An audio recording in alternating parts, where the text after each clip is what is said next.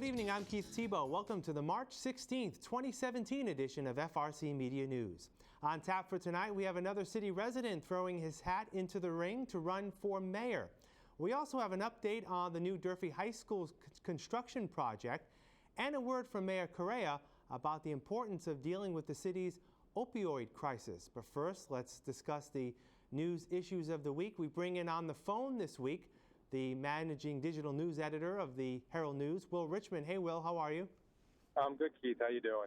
Good, thanks. Let's start with snow. People are always consumed about snowstorms here in the Fall River area. When we spoke a week ago, we're actually going to talk a little bit about a storm that happened last Friday, which didn't amount to much. We really didn't get into the Tuesday megastorm, which was supposed to hit our area.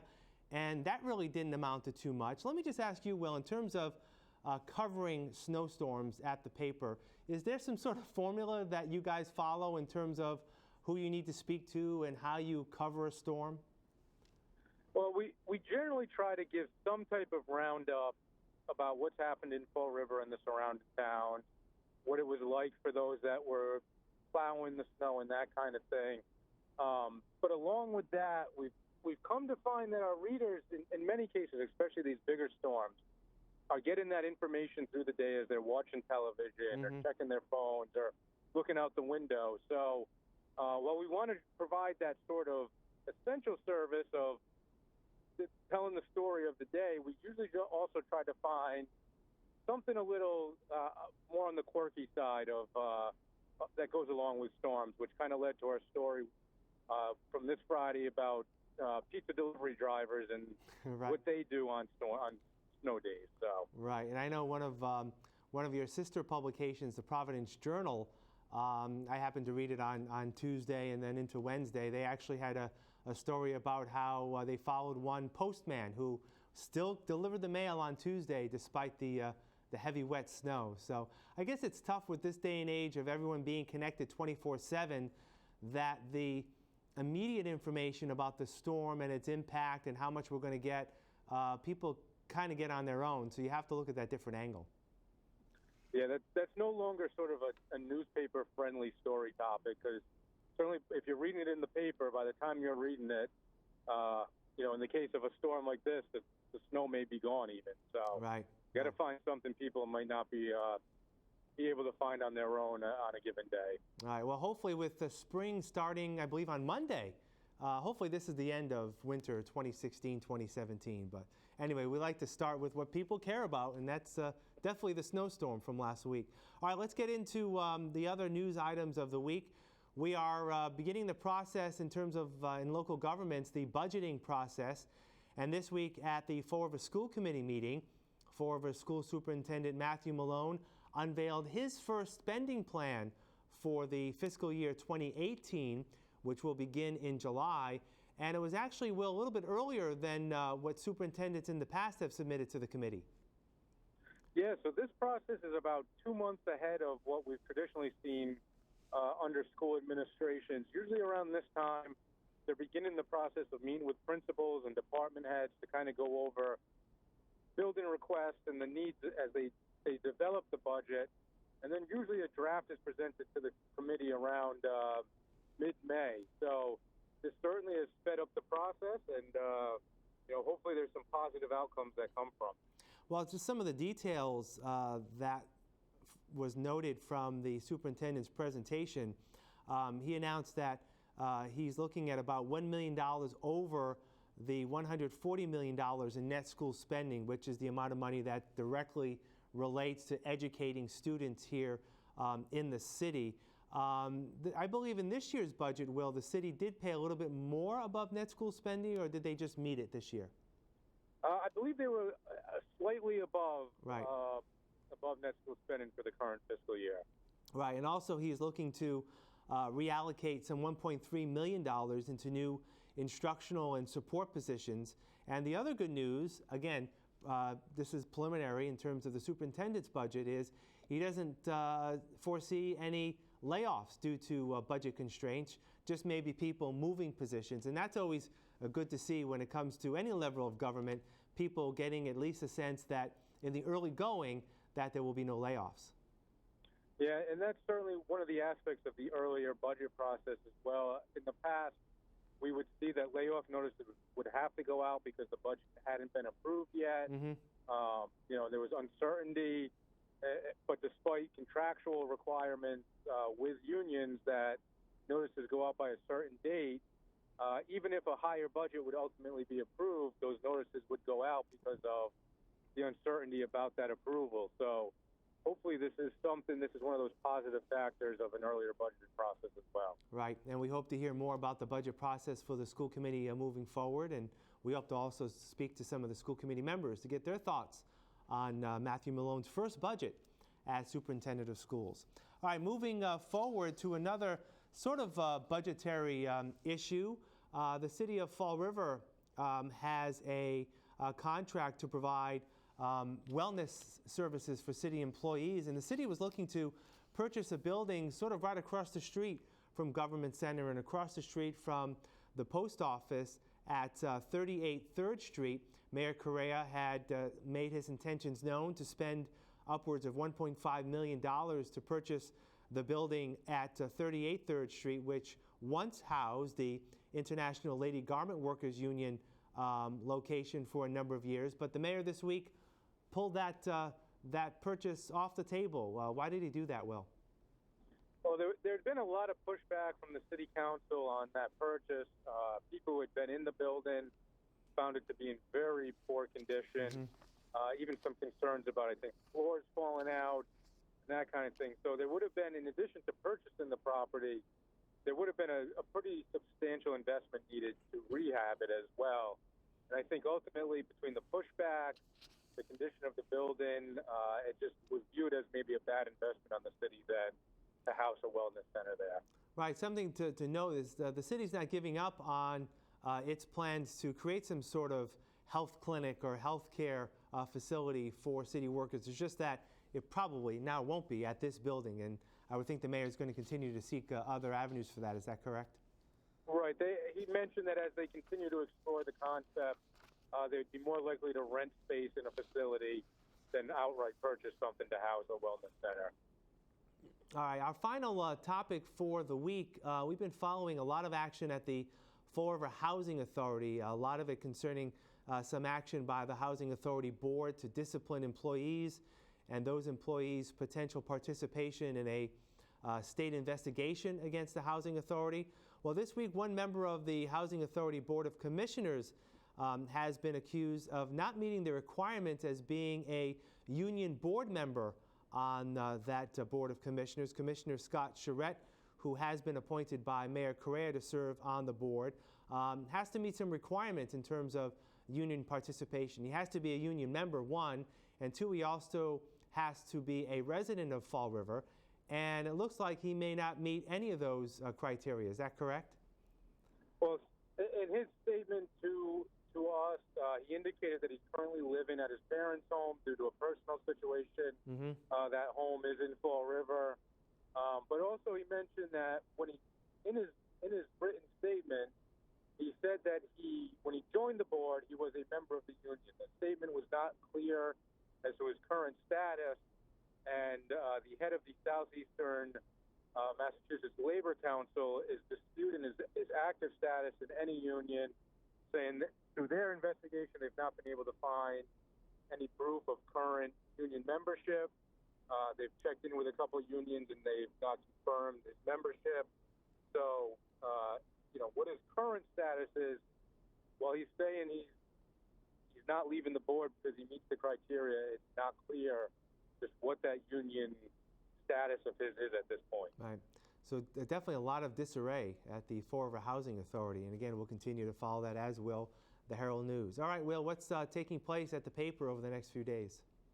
Sure. This weekend, we caught up with the members of the Charter Commission.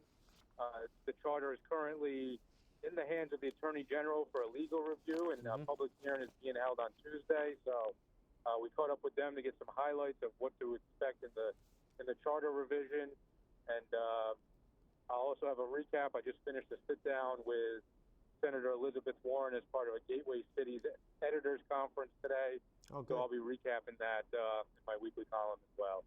Sounds great. All right, Will, we'll talk to you again next Thursday. Take care. All right, have a good weekend. We'll have more FRC Media News right after this. Here are some job descriptions on the latest hot jobs list from the Fall River Career Center. Certified Medical Assistant. Algenic Health and Wellness is in need of a full-time certified medical assistant to perform allergy testing and treatment to patients in the Fall River area. Must have excellent customer service and communication skills to gather appropriate documents from patient and physicians. Job number 863-4213. Storage Support Engineer. Congruity LLC, located at 456 Bedford Street, is seeking a full-time storage support engineer responsible for providing technical support for customer storage support products. Must have excellent communication skills to work with both internal and external groups involved in the delivery and support of products and services. Job number 862-8256. Chief Estimator. Rusco Incorporated, located at 565 Commerce Drive, number 2, is in need of a full-time chief estimator responsible for all estimating processes for all bid, negotiated, conceptual bids, and estimates. Knowledge of establishing standardized procedures, methods, and processes for estimating, training resources, and techniques utilizing bidding software with emphasis on retail. Job number 863-5399. Steward Healthcare, located at 1030 President Avenue, is looking to fulfill the following positions. Medical Liaison, job number 863-5924. Medical Assistant, job number 863-5971. For more information on these or other positions, visit FRCmedianews.org or call the Fall River Career Center at 508-730-5000. Welcome back. Earlier this month, City Councilor Richard Cabaceres told FRC Media News he plans to run for mayor in the upcoming election this fall. Now, city resident Ron Cabral, who ran for the top post in the recall election and has run for city council as recently in 2015, plans to run again for mayor this time around. Because I love the city, and when I get the phone calls from my supporters to run, I want to have a better city, to raise a family, to support everybody. I'm not running for mayor for the money, because I care. While Cabral feels that crime is the major issue that needs to be addressed in the city, he also contends that the dreaded purple trash bags have to go. People don't even use the purple trash bags, some of them. They can't afford them. And I'll see what I can do to get rid of these purple trash bags. Because a lot of people come in, you get $10 for like 5 bags. My mother is a senior citizen. I love my mother. She can't afford them sometimes for medication or whatever.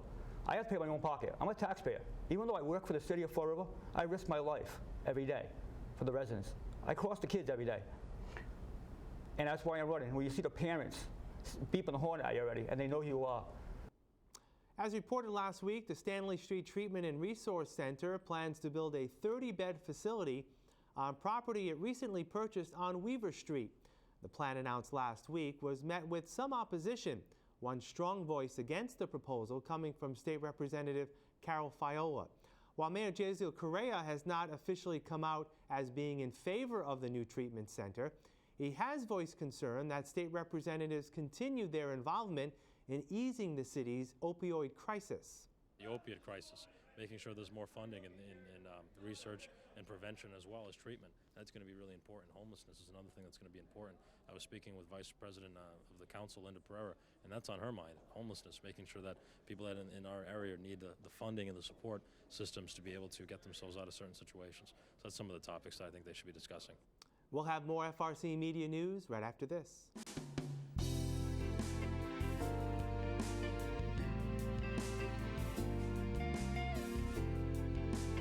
Hello again and welcome to Forever Pause. Another transfer in from the ASPCA. His name is Franco. He's about 3 to 4 years old and he loves to hug. But the minute I picked him up, first thing he did was wrap his arms around my neck. So I think that makes him feel safe. But he's a neutered male, 3 to 4 years. So you can come and see them at Forever Paws. We're on 300 Linwood Street in Fall River. We're open 11 to 4 every day but Wednesday. All right, so this silly guy is Bigsby. Bigsby's a 7-year-old pit mix. As you can see, still in good spirits for his age. He's awfully sweet too. See if we can get him to play a little bit, because I know he sometimes wants to play. But he's in good condition for considering his age too. He's a very nice dog. Very, very nice. And he's got this little beauty mark right in his eye, right under his eye. How about that? Got very deep eyes too. Very soulful.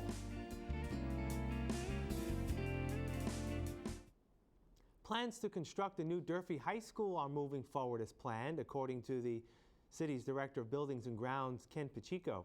He tells FRCMedia News that a visionary team of educators has been meeting after school hours to develop an educational plan that will drive construction.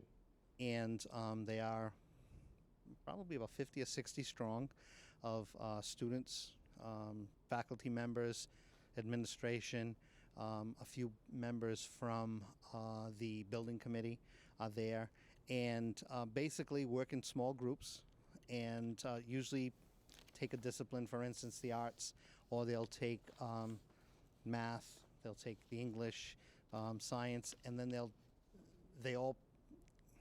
it's a wish list kind of thing that develops into practical, construction. So they may say that we really like to have this so that the students are working in groups of 5 or 7 all the time.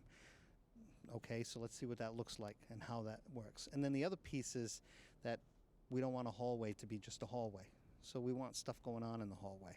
So if a teacher needs to have 4 kids working on something, so we're going to have the room to do that. There'll be kind of little bump outs here and there where students can get themselves into an area and work, where they're not listening to everything else going on in the class, but they're able to kind of work on their own. It may not be a teacher-driven piece. It may be that's where the students are going to go, in between classes, if they have a study hall or something like that, where they can just sit there with them, with a small group as opposed to larger groups. Pacheco also says the educational plan is necessary so the architectural firm can get a solid idea on what type of building layout should be proposed when it comes to constructing the new high school. They want to know how we deliver our works to the students. So in the math class, what are we doing? What do we need? Do we need labs? Do we need a regular classroom footprint? Because classrooms, by the time Durfee's built, will look nothing like a classroom today. Whether it's just the desk and chair, whether it's tables, round tables, square tables, whether it's couches and chairs, there's a whole different look to high schools. And Durfee is going to be, for us, a piece of construction that we're not accustomed to. So we've built middle schools, we built elementary schools, but kind of in the standards that we all know and we all remember. But the new Durfee High School will look nothing like that. I know when the Durfee High School was built now, Yes. that it was in that California 70s kind of model. Right. Now, how do you not repeat that kind of mistake? Well, it's not an open classroom model, so it'll be 4 walls or a round building or a round room, but it will be confined to that particular class. It'll still have adjacencies, so it'll still be connected in some way to another classroom for a variety of reasons, but it may be some co-teaching. But it won't be that open classroom style where we have no walls and everybody's listening to everybody else's conversation. And the idea then was to kind of rotate through and let everyone teach a certain piece of the discipline. That portion won't be repeated. What we're looking to do is not confine teachers to the 4 walls, not confine them to have rows of desks in front of them and lecturing and whatever method they chose to teach. So what this will do is give them the variety. If they choose, or if their discipline is looking at a change, this is their opportunity. If they need traditional classroom will be available. When it comes to the new Durfee High School, Bristol County Chamber of Commerce President and CEO Rob Mellion says it's imperative that the building provide a positive educational atmosphere for students, teachers, and administrators. If we are ever going to sell going to college to our students, and if we're ever going to sell aspiration towards something better to our students, then we've got to get them into the best possible facilities. And we have to get them into an environment where they will excel, not in an environment where they're worried about staying warm, an environment where they're worried about staying dry, because that building leaks, that building has so many code violations, you can't even count them. And we need to do something for them, a statement to our students that we are all behind their success, and that's what a new school will do, just like it happened in Somerset. You walk into that new school in Somerset, and it just lifts you up. It makes you want to do something better, and it affects people in business when they walk in. It affects the students. It affects the teachers. It affects the parents, and that's exactly what we need here in Fall River. And that'll do it for this edition of FRC Media News. You can catch FRC Media News Thursdays and Fridays at 6 p.m. and online 24/7 at frcmedianews.org. We will leave you today with a look at the ongoing art exhibit at the Grimshaw Goodowitz Art Gallery at Bristol Community College entitled Figuratively Speaking. For all of us at FRC Media News, I'm Keith Tebow. Thanks for watching, and we'll see you next Thursday.